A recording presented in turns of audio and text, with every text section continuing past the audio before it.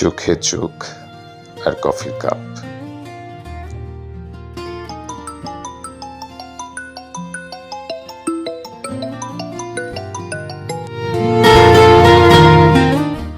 তাকে আমি দেখতাম প্রায় ক্যাম্পাসের ক্যান্টিনের কোণে, একটা বই হাতে, কফির কাপ পাশে।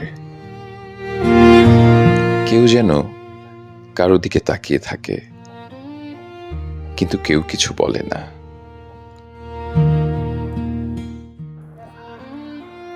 ভাইয়া,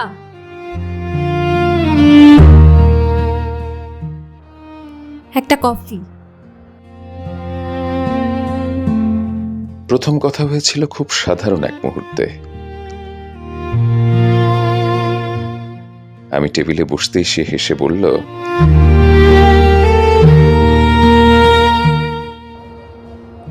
সাধারণত এই টেবিলে কেউ বসে না।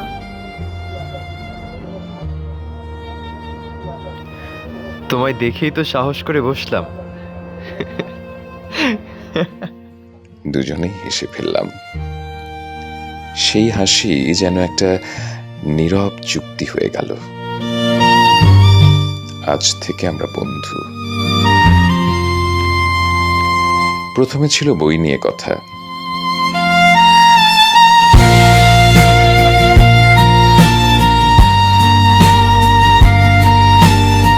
তারপর সিনেমা, তারপর জীবন নিয়ে।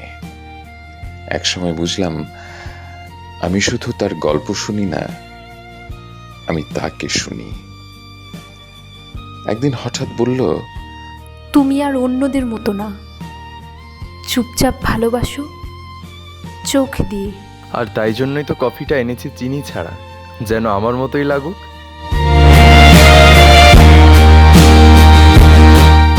সে তাকিয়েছিল অনেকক্ষণ, তারপর বলল,